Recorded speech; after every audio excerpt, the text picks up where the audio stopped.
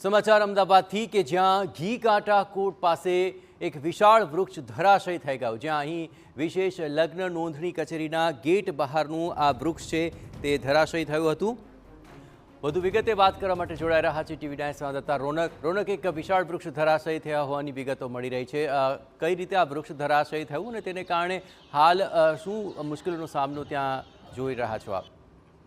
બિલકુલ થી અમદાવાદના ઘી કાંટા પાસે જે વિશેષ લગ્ન નોંધણી કચેરી આવેલી છે તેના મુખ્ય પ્રવેશ દ્વાર બહાર એક વિશાળ મહાકાય વૃક્ષ છે તે ધરાશાયી થવાની ઘટના છે તે સામે આવી છે। નીચે ઉભેલી એક રિક્ષા હતી, તેનો કચ્ચરઘાણ વળ્યો છે। ફાયર વિભાગની ટીમ અત્યારે ઘટના સ્થળે છે અને તે ઝાડને કાપીને ત્યાંથી હટાવવાની કામગીરી ચાલી રહી છે। પરંતુ ચિંતાજનક વાત એ છે કે હવે થોડાક જ દિવસો બાકી રહ્યા છે, ચોમાસું લગભગ આંગણે આવીને ઊભું થયું છે। તે પહેલા જ આ પ્રકારે શહેરમાં ઝાડ પડવાની ઘટના છે એ ચિંતાજનક છે। અગાઉ પણ અનેક એવા બનાવો બન્યા છે કે ભારે પવનને કારણે અનેક ઝાડ છે તે ધરાશાયી થયા છે, અનેક હોર્ડિંગ્સ છે તે ધરાશાયી થયા છે અને તેના કારણે નિર્દોષ લોકોએ પોતાના જીવ ગુમાવ્યા છે। તેવામાં હજુ તો ચોમાસું આવ્યું જ નથી અને આ પ્રકારે ઝાડ પડવાની ઘટના અમદાવાદમાં એ સ્વાભાવિક રીતે ચિંતાજનક છે।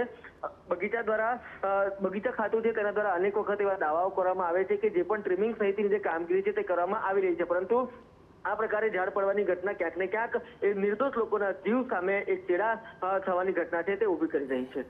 બિલકુલ રોનક, તમામ ગતિવિધિઓ પર આપ નજર રાખતા રહેજો। હજુ ચોમાસું આવ્યો નથી એ પહેલાં આખરે આ હાલ છે।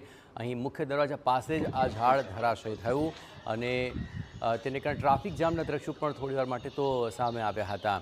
જોકે અમદાવાદના ઘી કાંટા કોર્ટ પાસે આ વિશાળ વૃક્ષ ધરાશયી થવાથી એ સંકેત પણ મળી રહ્યો છે કે આગામી સમયમાં જ્યારે ભારે વરસાદ અને ભારે પવન ફૂંકાશે ત્યારે આવા જે ભયજનક વૃક્ષો છે તેને લઈને શહેરીજનોની ચિંતા વધી છે।